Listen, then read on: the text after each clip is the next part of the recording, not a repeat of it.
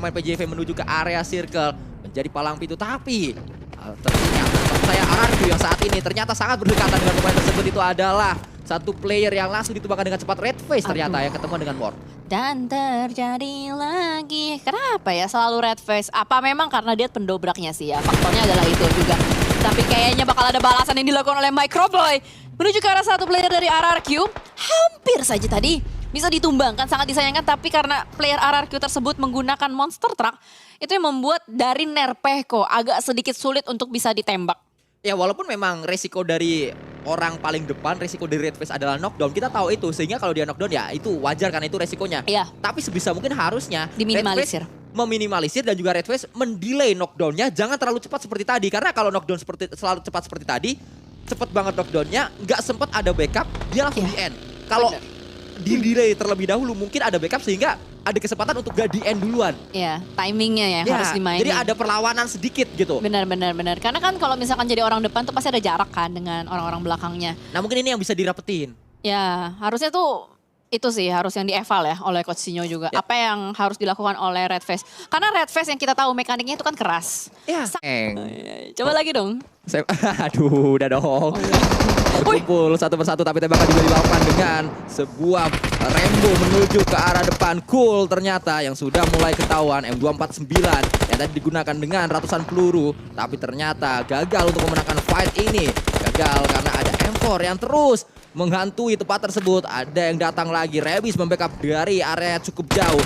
Kembali, Chua melakukan tembakan demi tembakan. Ada headshot 2 kali yang masuk menuju ke area badan atau kepala satu pemain PBE. Berbahaya sekali di sini rumah panjang yang menjadi saksi antara dua tim yang langsung bersinggungan. Dan bahkan dari seorang Rimon masih berusaha untuk mencari di mana target lawan selanjutnya. Ada sebuah nades dimasak tapi sangat disayangkan. Ada Molotov yang membuat pergerakan dari Rimon harus sedikit didelay. Ya terus terpantau untuk sementara waktu. Frankie pun datang sebagai bala bantuan menuju ke area pertempuran. Granat dilontarkan, meledak di sana, belum menghasilkan apapun. Circle akan terlihat saat lagi kemanakah circle selanjutnya menuju.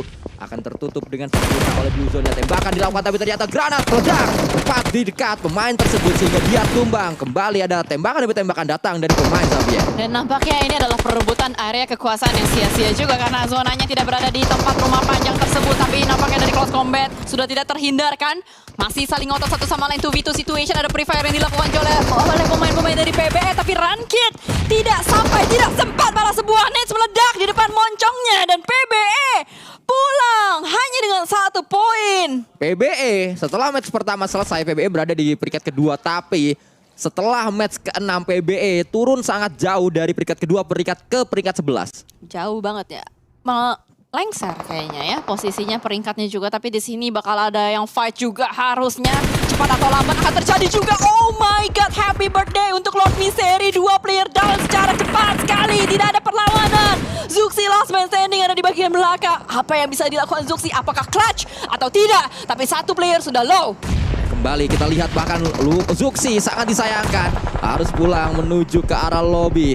Hanya mengandalkan 1 orang saja tidak mampu untuk menahan gempuran dari tim Secret sehingga selesai. PJV di match kali ini, di hari ini mereka tidak mengantongi WWCD sama sekali. Yang terus kita pantau kembali ada sebuah duel antar tim Indonesia. RRQ berhadapan dengan Alter Ego Ares. 1 player sudah down. Nerpeko di belakang sana akan diupayakan untuk di-revive oleh seorang Mort juga. Tapi Rosemary tidak henti-hentinya memberikan sebuah hujan peluru maksudnya, tembak menuju ke arah bagian depan. 1, 2, diabsenkah? Rosemary headshot tajam dan tidak bisa dielakkan oleh pemain dari RRQ. Ya, terus terpantau kembali menggunakan sebuah M4 dan lagi-lagi ada hasil yang sangat positif ditunjukkan oleh seorang Rosemary. Kembali mendapatkan 1 lagi. Ini dia pemain sensasional yang dihadirkan Alter Ego di season kali ini. Rosemary masih melaju dengan sangat cepat sekali, cukup percaya diri kelihatan di depan sana. Mort udah low banget dari celah kecil, kakinya kelihatan, betisnya ketembak. Mort udah bisa kemana-mana, masih terus ditekan oleh Rosemary, masih menghindar. Sepertinya sudah tidak bisa lagi, itu adalah end of RRQ Alter Ego. Hanya dengan Rosemary saja bisa memulangkan 3 player langsung. Ya, Okta juga membantu tadi kalau kita lihat Sigel dari Elimination Feed. Ternyata Okta datang membantu seorang Rosemary. Tapi Rosemary dan Okta adalah 2 rekrutan terbaru yang berhasil membuat Alter Ego menjelma menjadi tim yang sangat-sangat luar biasa. Dewa Perang Alter Ego Ares. Alter Ego Ares, sesuai dengan namanya ya, kali ini terbukti memang mereka suka perang dan mereka sudah menguasai zonanya. Sementara bergeser menuju ke arah Vampire melawan DBD. Ada 3 granat di tangan dari Vampire, kita bisa melihat dari bagian asetnya. Tapi ternyata kamera bergeser menuju ke arah Sam dan juga Boom. Boom rontok satu persatu, ini bahaya, ini cilaka masuk ke arah bagian dalam. Tapi ternyata di absen juga, last man standing, Hexas! Ada harapan di Hexas nampaknya. Berhasil untuk melakukan cover elimination. Hexas menuju ke area pemain-pemain Sam9. Revive juga bisa dia lakukan. Ini adalah Hexas pengganti Yami di match kali ini. G-Mine harus pulang, sangat disayangkan karena Hexas memilih untuk menyelamatkan Rezi terlebih dahulu. Karena dua-duanya sama-sama low, timingnya pun sama downnya. Itu yang membuat mau tidak mau Hexas harus memilih satu. Sementara satunya lagi masih ada di belakang sana, belum bisa di-revive. Namun sebuah nades connect, Hexas mampu melumpuhkan satu pemain dari Sam9. Membuat sebuah gap, membuat sebuah timing untuk melaju ke arah bagian depan, Saskuy. Ya, creating momentum yang sangat baik ditujukan oleh Hexas. Dia tidak hanya membuat delay push untuk Sam9, tapi dia juga membuat tumbang pemain-pemain Sam9 sehingga saat ini keadaannya sedikit bisa dikendalikan oleh Boom. Dan kayaknya dari Sam9 agak sedikit ragu untuk maju ke arah bagian depan, namun tidak untuk Adips. Lebih memilih untuk revive Loyu terlebih dahulu karena mekanik kuat ada di tangan Loyu juga. Sementara itu sebuah net sudah mulai dimasak oleh seorang Dep. Belum dilempar, bahkan dari Boom belum bisa menyelamatkan seorang Pawn Beast juga. Smoke tersetup di sana. Bahkan kita melihat bagaimana Gap ternyata justru membuat Loyu tidak berdaya di area Loyu berada. Jimmy bahkan dengan sebuah UMP tadi. Alpha juga mendapatkan pemain-pemain dari tim DE. Ya, kayaknya ada beberapa titik pertempuran yang terjadi. Namun main kameranya kali ini menuju ke arah Sam9 versus Boom Esports. Masih ada Hexas, masih ada Rezi. Beransah di balik smoke, di balik window, di balik jendela. Tapi Rezi dengan cukup tenang berusaha untuk melakukan healing terlebih dahulu. Lupa dari kelihatan angle shotnya. Namun berhasil di-refrag oleh seorang Rezi. Bahkan kalau kita lihat masih ada waktu untuk melakukan revive terlebih dahulu. Berhasilkan revive-nya. Harus dilepas. Lepas sekarang. Ditembak di sana. Bukan sebuah DBS. Berhasilkan ternyata. Masih terus ditahan. Dan gagal Cijel. Sangat disayangkan. Sebuah fight yang sangat intens. Gagal dimenangkan oleh Boom. Justru direnggut nyawa di Rezi oleh pemain-pemain Sam9. Ah, gila, itu intense fight banget asli. Gak ada henti-hentinya, gerak terus. Bahkan tadi memang posisi revive-nya itu terbuka. Kiri jendela, kanan pintu. Ya, sehingga mau gak mau harus dilepas. Kalau itu dipaksain justru dia akan pulang dengan cepat. Karena kalau kita lagi revive kan kita gak bisa nembak. Iya, sayang banget. 2 detik lagi cuy. 2 detik lagi asli. Itu udah kayak lu harus fast banget. Lu harus quick decision banget. Ya, harus kayak, milih yang mana. iya, dan itu harus cepat. Kayak lu beda 0, sekian detik. Beda cerita gitu kan. Tadi kalau dia lebih cepat dikit, mungkin menang tuh. Ya, sangat disayangkan tadi apa yang terjadi. Gregetan, Bang. Kembali Boom menjadi pemain atau menjadi tim yang membawa pulang tidak terlalu banyak poin. 2 elimination tadi yang dibawa pulang oleh Boom di match kali ini. Boom juga ternyata saat dia menjadi juara di Indonesia datang ke PMSL justru menjadi tim yang paling bawah poinnya dari tim yang bermain hari ini antara tim Indonesia. Ya, dia harus cepat ini sih, recovery. Harus cepat recovery, harus cepat bounce back juga. Dan Vampire pun sudah dipulangkan juga. Terpotong nampaknya rotasi dari Vampire tidak berdaya. Namun mereka masih bawa pulang 5 poin. Itu yang membuat poin nambah terus kalau ngomongin liga ya. Ya, SLD. Mereka sedang menyebar saat ini 2-1 setup yang dibangun oleh pemain-pemain SLD. Kita belum tahu di manakah satu pemain lain dari SLD karena yang terpantau hanya 3. Sementara Faceclan terlihat mereka juga sedang menyebar 1-1 tadi penyebaran yang dibangun oleh pemain-pemain Faceclan. 2-2 setup yang sedang dibangun oleh Judo Lions di match kali ini. Sam9 setelah mereka berhasil melumat habis pemain-pemain dari Boom, mereka ingin coba melumat juga pemain dari tim Malaysia yang lain yaitu tim Secret. Masih di tapping-tapping aja oleh seorang Loyu.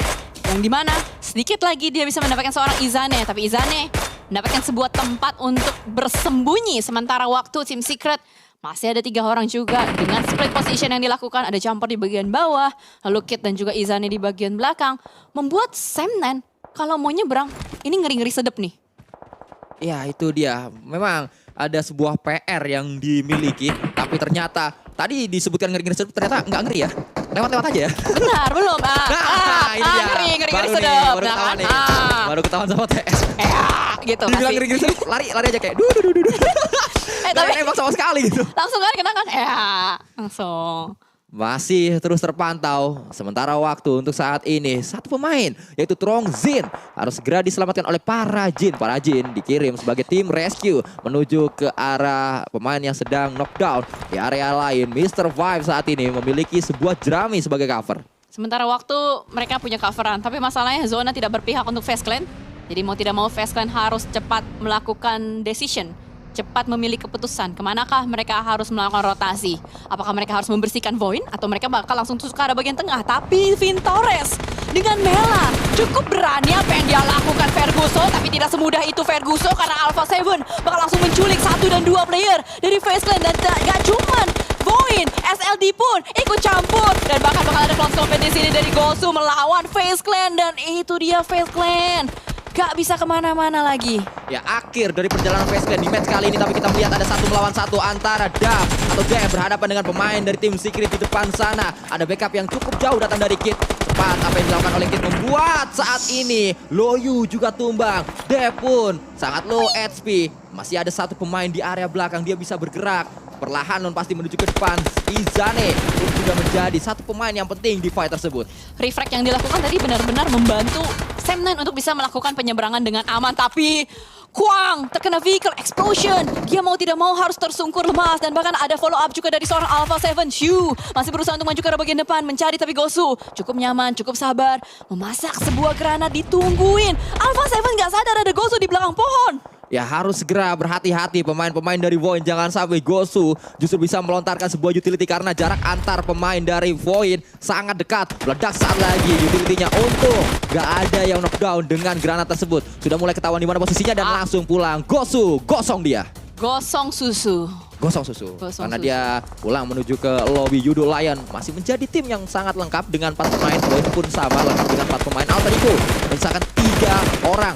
Ini harusnya menjadi WWCD untuk Indonesia kalau keadaannya kayak gini. Amin. Ayo teman-teman ketik amin di kolom komentar. Ya kita doakan bersama-sama Amin. karena kan kita tidak hanya dukungan yang diberikan tapi doa pun juga harus kita berikan. Betul, take my energy pokoknya. Kita berikan saluran energi positif kepada tim-tim Indonesia karena masih ada Void dan Alter Ego juga seperti yang sudah dikatakan oleh Sandika. Bahkan kali ini pilar-pilar mereka masih cukup kuat. 4 player untuk Void, 3 player untuk Alter Ego. Bahkan positioning dari Alter Ego mereka sudah split menuju ke arah 3 titik.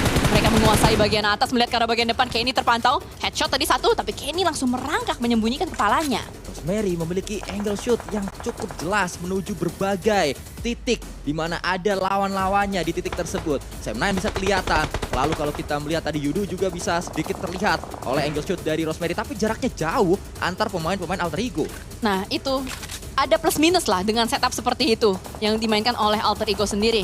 Yudo Lions lagi-lagi dia dapetin zona. Dia dapetin zona, dia main tengah, tapi walaupun dia dapetin zona, di sini ada Rosemary. Jangan kabur, menembak kembali ke arah bagian depan. Gak cuman Yudo Alliance menjadi target sasaran, Void pun sama. Alpha lari di depan sana masih belum connect pelurunya. Ya bahkan Rosemary memang menjadi pemain yang sangat sensasional, mega bintang dari mega transfer yang diberikan atau yang dilakukan oleh Alter Ego menghasilkan satu hal yang sangat positif. Rosemary kembali tadi mendapatkan pemain Sam9 sehingga Sam9 dipulangkan menuju ke arah lobby. Ada 2 tim Indonesia dan ini dia. Sudah dipastikan Indonesia akan membuka keran elimination atau keran WWCD maksud saya di match kali ini. Let's go, let's go, let's go, Indo Pride, Indo Pride, Indo Pride. Akhirnya kita bisa menutup hari dengan senyuman. Let's go, let's go, let's go. Di spam kolom komentarnya hashtag Indo Pride, hashtag poin gacor, hashtag AE. Tapi di sini dari Okta berhasil untuk mendapatkan 1 seorang Lover 7. Ditumbangkan begitu saja. 7 elimination sudah ada di tangan dari Alter Ego. 3 melawan 3 situasinya kali ini. Terus terpantau, terus terlihat berimbang untuk sementara waktu. Walaupun memang masih ada kesempatan untuk melawan Rika sehingga membuat 3 melawan 4 kembali. Tapi Rosemary low dia. 2 pemain datang menuju ke arah Rosemary. Harus segera mencari tempat untuk bisa bersembunyi. 1 tumbang, 2 tumbang. Tinggal 1 yang terakhir yaitu Rosemary. Akankah clutch? Atau Void gacor ternyata kali ini langsung ada perayaan. Winner chicken dinner untuk Void Esports Indo Pride. Masang ubin genteng bocor.